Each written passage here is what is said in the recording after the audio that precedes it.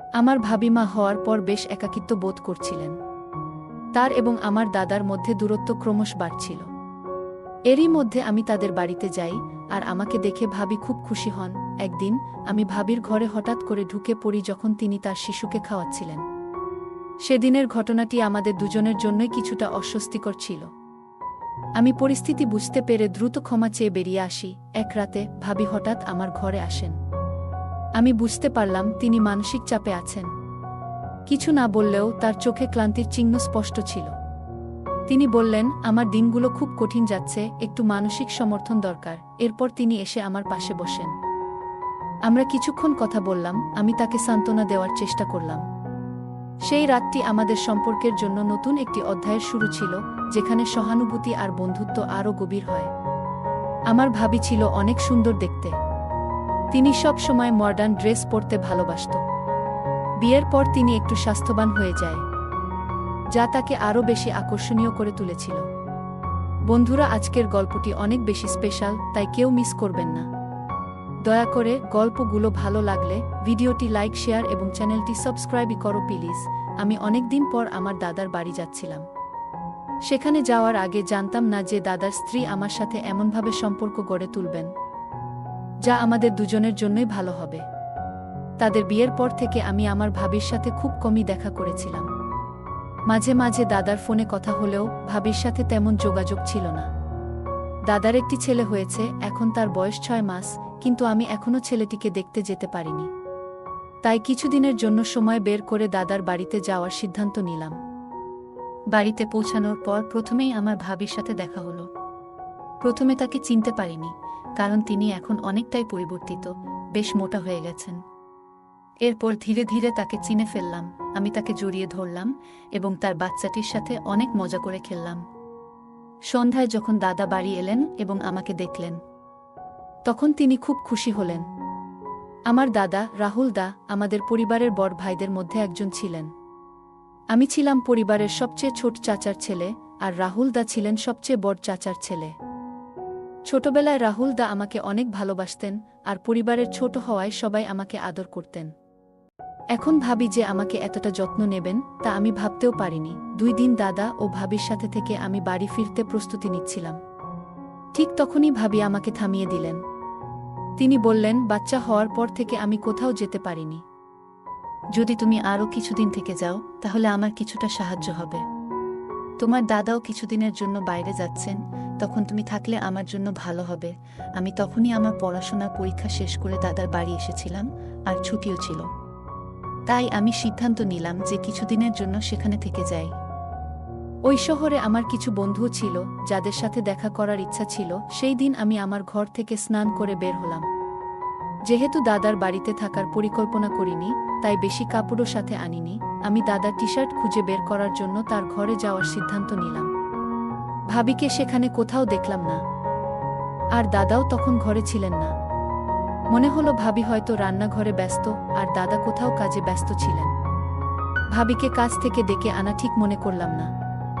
সাধারণত সবার কাপড় আলমারিতে থাকে, তাই আমি নিজেই দাদার একটি টি-শার্ট নিয়ে নেওয়ার সিদ্ধান্ত নিলাম। আমি দাদার একটি টি-শার্ট পরে নিলাম এবং আয়নার সামনে দাঁড়িয়ে নিজের চুল ঠিক করতে লাগলাম। কিছুক্ষণ পর হঠাৎ পেছন থেকে একজন আমাকে জড়িয়ে ধরলেন। ভাবি হয়তো ভুল করে আমাকে দাদা মনে করে আলিঙ্গন করলেন। আমি দ্রুত তার হাত থেকে নিজেকে ছাড়ানোর চেষ্টা করলাম, কিন্তু তিনি তখনও আমাকে ছাড়তে চাইলেন না এবং আরও শক্ত করে জড়িয়ে ধরলেন। ঠিক তখনই দাদা ঘরে ঢুকলেন এবং ভাবিকে আমাকে জড়িয়ে ধরতে দেখে তার চোখ বিস্ময়ে বড় হয়ে গেল। দাদাকে দেখে ভাবি হঠাৎ পেছনে সরে গেলেন এবং বললেন, তুমি যখন দরজায় দাঁড়িয়ে আছো, তবে তিনি কে?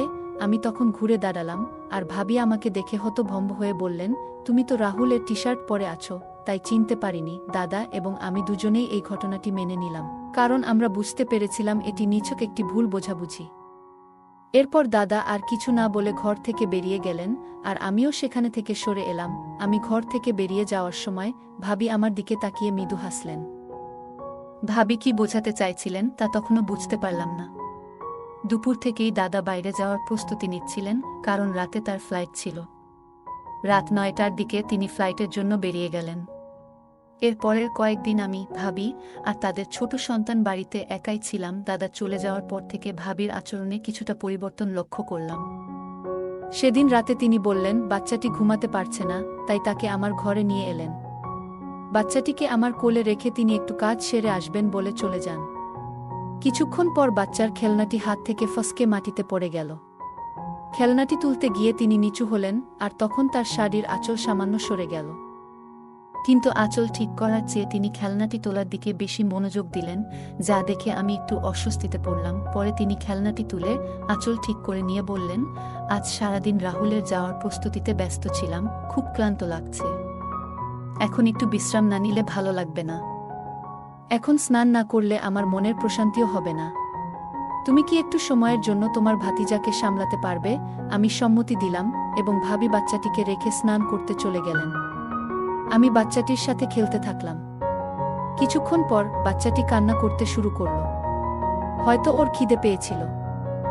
আমি তাকে নিয়ে ভাবির ঘরে গেলাম, দেখলাম ভাবি চুল শুকাচ্ছেন। আমাকে দেখে তিনি বাচ্চাটিকে আমার হাত থেকে নিলেন। আমি ঘর থেকে বেরিয়ে আসতে যাচ্ছিলাম, ঠিক তখন ভাবি বললেন, আমার মাথা খুব ব্যথা করছে, মনে হয় না চুল ধোয়া উচিত ছিল। ভাবি মাথা ব্যথার কথা বললেন, তাই আমি রান্নাঘরে গিয়ে তার জন্য একটু আদা চা বানিয়ে নিয়ে এলাম। নিজের জন্য 1 কাপ বানালাম, কারণ চা আমার অনেক দিনের সঙ্গী। ডিগ্রি পড়ার সময় রাত জেগে পড়াশোনা করতাম, তখন থেকেই চা পানের অভ্যাসটা লেগে গেছে। 2 কাপ চা নিয়ে ভাবির ঘরে ফিরলাম। তখন দেখলাম ভাবি বাচ্চাকে খাইয়ে দিয়ে শুয়ে আছেন। হঠাৎ চোখে পড়ল তার গাউনের কিছু অংশ একটু সরেছে, আর আমি তৎক্ষণাৎ দৃষ্টি অন্যদিকে সরিয়ে নিলাম। ভাবি আমাকে বললেন, দেবরজি, তোমার চোখ ফিরিয়ে নেওয়ার কি দরকার? তখন আমি তাকে তার পোশাক সম্পর্কে বললাম। তিনি দ্রুত তা ঠিক করলেন। আমি তার দিকে তাকালাম এবং কিছুক্ষণ আগের ঘটনা মনে পড়ায় একটু লজ্জা পেলাম। ভাবি কোনো দ্বিধা ছাড়াই আমার সাথে কথা বলতে শুরু করলেন। চায়ের কাপ হাতে নিয়ে বললেন, তোমার বানানো চা বেশ ভালো হয়েছে। মাথার ব্যথাও যেন সেরে গেছে। চা শেষ করে আমি কাপগুলো তুলে রান্নাঘরে রাখলাম এবং তারপর নিজের ঘরে গিয়ে ঘুমিয়ে পড়লাম। পরদিন প্রতিদিনের মতো আমি সকালবেলা ঘরের বাইরে ব্যায়াম করছিলাম। সাধারণত ভাবি সকাল 9টার দিকে ওঠেন, তাই আমি জানতাম তিনি এত সকালে বের হবেন না। আমি প্রতিদিন সকাল 7টায় উঠে ব্যায়াম শুরু করি এবং 8টার মধ্যে শরীর ঘামে ভিজে যায়। হঠাৎ 8টার সময় ভাবি তার ঘর থেকে বেরিয়ে এলেন। আমাকে এক্সারসাইজ করতে দেখে বললেন, তুমি তো এত ফিট আছো, আমাকে কখনো এক্সারসাইজ করার পরামর্শ দাওনি কেন? বাচ্চা হওয়ার পর থেকে আমার শরীরের অবস্থা খারাপ হয়ে গেছে। আমি হেসে বললাম, কোনো সমস্যা নেই, তুমি আজ থেকে আমার সাথে ব্যায়াম করতে শুরু করো। তারপর ভাবি শার্ট ও প্যান্ট পরে এলেন, যাতে তাকে একটু অন্যরকম লাগছিল। আমি নিজেকে সামলে নিলাম এবং ভাবিকে ব্যায়ামের ধাপগুলো শেখাতে লাগলাম। এইভাবে আমাদের মধ্যে কথাবার্তা আরও বেড়ে যেতে লাগল। মাঝে মাঝে ভাবি হঠাৎ দুপুরে আমাকে তার ঘরে ডেকে পাঠাতেন, যাতে তিনি কোনো সাহায্য বা পরামর্শ নিতে পারতেন। এরপর একদিন আমার এক বন্ধুর ফোন এলো, যে এই শহরেই থাকত। তাকে বললাম যে আমিও এই শহরে আছি এবং সে আমাকে দেখা করতে জোর করতে লাগল। যখন আমি বন্ধুর সাথে ফোনে কথা বলছিলাম, ভাবি আমার পাশেই বসেছিলেন। আমি বাইরে যাওয়ার কথা বলতেই তিনি আমাকে থামিয়ে বললেন, এখন তো আমরা দুজনই বাড়িতে আছি, তাই তুমি তোমার বন্ধুকে এখানে ডাকো। আমি তোমাদের জন্য ভালো কিছু খাবার তৈরি করব। আমি আমার বন্ধুকে বাড়িতে আসার জন্য ঠিকানা দিলাম এবং ভাবি সেদিন আমাদের জন্য নিজ হাতে খুব সুন্দর কিছু খাবার তৈরি করলেন। আমার বন্ধু সুনীল এলে ভাবি তার সঙ্গে বেশ ভালোভাবে কথা বললেন। কিন্তু সুনীল চলে যাওয়ার পর ভাবি বললেন, তোমার এই বন্ধুকে ভালো লাগেনি? তার চোখের দৃষ্টি কিছু ঠিক ছিল না। মহিলারা পুরুষদের দৃষ্টিভঙ্গি ভালোভাবে বুঝতে পারেন, আর ভাবি হয়তো সঠিকভাবেই সেটা ধরতে পেরেছিলেন। আমি ভাবিকে আশ্বস্ত করলাম, ঠিক আছে, আজ থেকে আমি তার সাথে শুধু বাড়ির বাইরে দেখা করব, আর কখনো তাকে বাড়িতে ডাকব না। সেই রাতেই বাচ্চাটি খুব কান্নাকাটি করছিল, আর ভাবিও বেশ ক্লান্ত লাগছিলেন। আমি শিশুর কান্নার শব্দ শুনে ভাবির ঘরে গেলাম। তার হাত থেকে বাচ্চাটিকে নিয়ে কোলে নিয়ে শান্ত করার চেষ্টা করলাম। তখন ভাবি বললেন, ভাই, আপনি আমার আর আমার বাচ্চার যত্ন কেমন করে করছেন? রাহুল তো বাচ্চা কান্না করলে পাশের ঘরে গিয়ে ঘুমিয়ে পড়ে, কিন্তু আপনি আপনার ঘুম নষ্ট করে আমাদের পাশে এসে দাঁড়ালেন। তার চোখে জল দেখা গেল। ভাবি বললেন, আমার পেটে অনেক যন্ত্রণা হচ্ছে, আমি ভেবেছিলাম তার জন্য কিছু গরম পানীয় তৈরি করে আনব।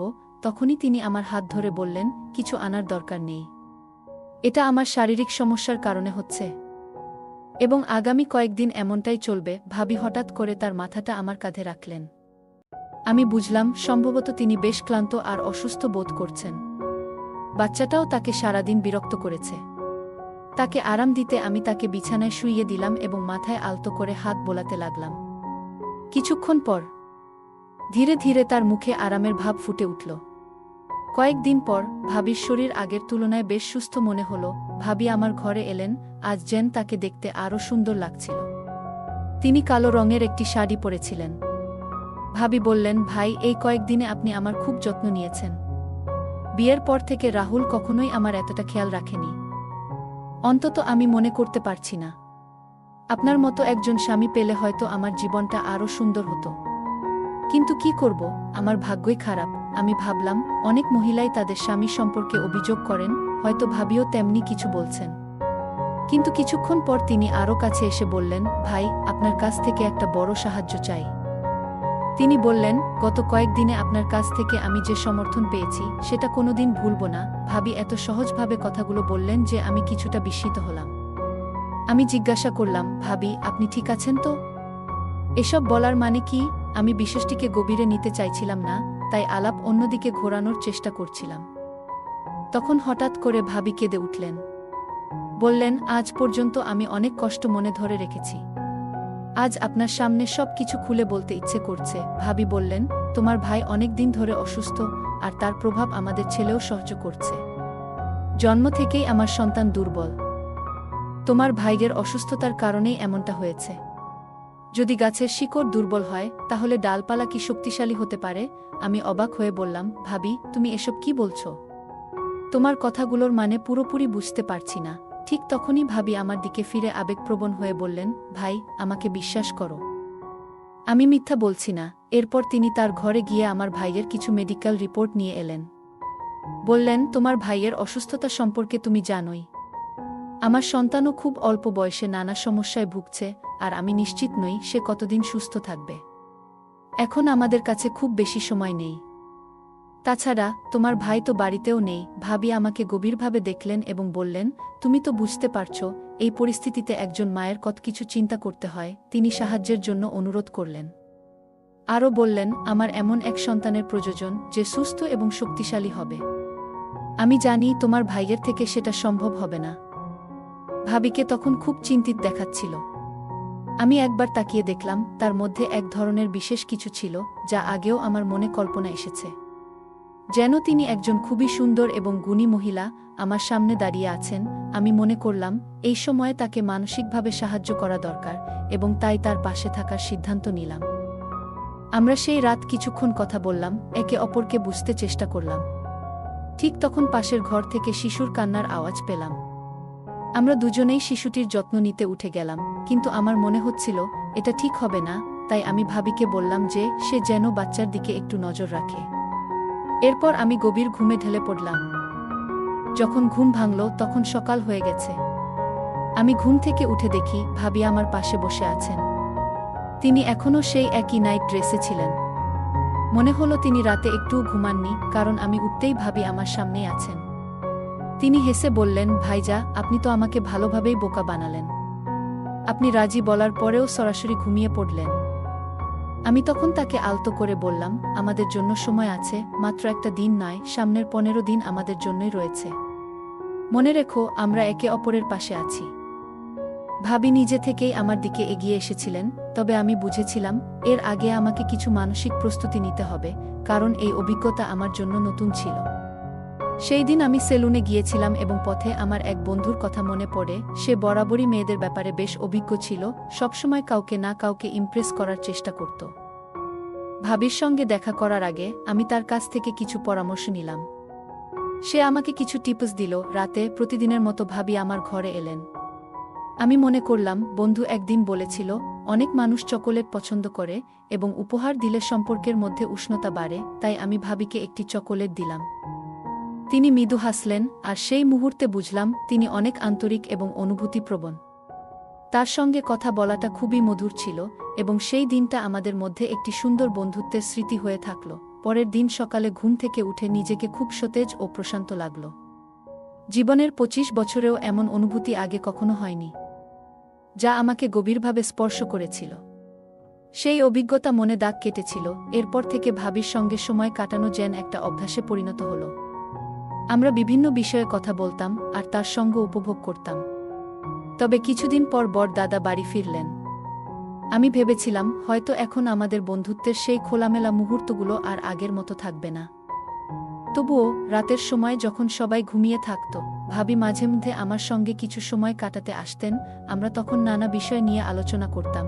একবার রাতের বেলা ভাবি আমার ঘরে এসে হাসি মুখে বললেন, গত 2 দিন ধরে আমার মনে হচ্ছিল আমি হয়তো মা হতে চলেছি। আজ চেকআপ করানোর পর নিশ্চিত হলাম যে আমি গর্ভবতী। দেবরজি, আপনি বাবা হতে চলেছেন আর আমি মা। আমি ভাবিকে অভিনন্দন জানালাম। তখন ভাবি বললেন, দেবরজি, শুধু অভিনন্দন দিলেই হবে না। যখন এই সন্তান আপনার, তখন তার দায়িত্ব আপনাকেই নিতে হবে। আমি অবাক হয়ে বললাম, দায়িত্ব? কিসের দায়িত্ব? ভাবি তখন বললেন, আপনাকে আপনার সম্পত্তির অর্ধেক অংশ এই সন্তানের নামে করতে হবে। ভাবির কথা শুনে যেন আমার পায়ের নিচ থেকে মাটি সরে গেল। আমি বললাম, ভাবি, আপনি কি বলছেন? আমার নামে তো 1 টাকাও নেই। ভাবি কিন্তু আমার কথা মানতে রাজি নন। তিনি বললেন, আপনি যতই অস্বীকার করুন, আমি জানি আপনার নামে কত সম্পত্তি আছে। যদি আপনি আমার কথা না মানেন, তবে আমাকে সবকিছু আপনার দাদাকে জানাতে হবে। এরপর আপনার পরিবারের সামনে কিভাবে বদনাম হবে তা আপনি নিজেই দেখবেন। আমি বললাম, ভাবি, আপনি এই বাড়িতে মাত্র 2 বছর আগে এসেছেন। আর এই 2 বছরে আমি আপনাকে কোনো বড় পারিবারিক অনুষ্ঠানে দেখিনি। তাহলে আপনি আমার সম্পত্তি সম্পর্কে কিভাবে জানলেন? ভাবি আমার প্রশ্নের মুখে কিছুটা অসহায় হয়ে গেলেন। আমি আবার বললাম, নিশ্চিতভাবেই দাদা আপনাকে এসব বলেছিলেন। কিন্তু ভাবি, আপনার কাছে যত সম্পত্তিই থাকুক না কেন, কয়েক বছরের মধ্যে সেটা কোনো কাজে আসবে না। সে শুনে খুব চিন্তায় পড়ল। আমি তাকে মৃদু হেসে বললাম, তুমি কিছু বুঝতে পারছো? তখন সে বলল, দেবর, তুমি কি বলতে চাচ্ছ? আমি উত্তর দিলাম, আমার শরীরে এক ধরনের রোগ আছে, যেটা হয়তো তোমারও হতে পারে। তবে চিন্তা করো না, এটা খুব জটিল কিছু, যা কখনো ঠিক হবে না। আর কিছুদিন পরেই আমি মারা যাব, সাথে তুমিও। তাই আমি আমার সম্পত্তির এক অংশ তোমার নামে লিখে দিতে চাই। সে তখন খুবই অবাক হয়ে গেল। তার মুখ লাল হয়ে উঠল এবং বলল, এই কি বিপদে পড়লাম আমি। তারপর সে তার স্বামীকে জোরে জোরে ডাকতে শুরু করল।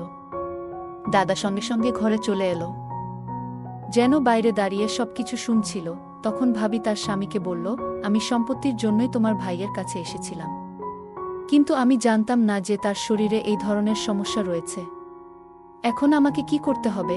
এরপর দাদা আর ভাবির মধ্যে তর্ক শুরু হয়ে গেল। আমি সব বুঝতে পারছিলাম যে ভাবির পরিকল্পনাটি সঠিকভাবে সফল হয়নি। ভাইয়ের সাথে ভাবির প্রথম পরিচয় এবং এরপর যা ঘটেছিল, সবকিছুই এখন পরিষ্কার হয়ে গেল। সে খুব লোভী, আর সেই কারণেই ভাইয়া তার থেকে দূরে সরে গিয়েছিল। তার স্বার্থ ছাড়া সে কারো কাছে আসে না। রাহুল ভাই আমাকে শুধু ভাবির ব্যাপারে সতর্ক করেছিল, কিন্তু সেদিন রাতে দাদার আসল চেহারাটাও আমার সামনে উন্মোচিত হলো। তারা দুজন মিলে আমাকে ঠকিয়ে আমার সম্পত্তি হাতিয়ে নেওয়ার পরিকল্পনা করেছিল। আমি দাদাকে বললাম, দাদা, তুমি এতটা নিচে নামতে পারবে তা আমি ভাবতেও পারিনি। তুমি কিভাবে তোমার স্ত্রীকে অন্য পুরুষের সঙ্গে সম্পর্ক রাখতে দাও?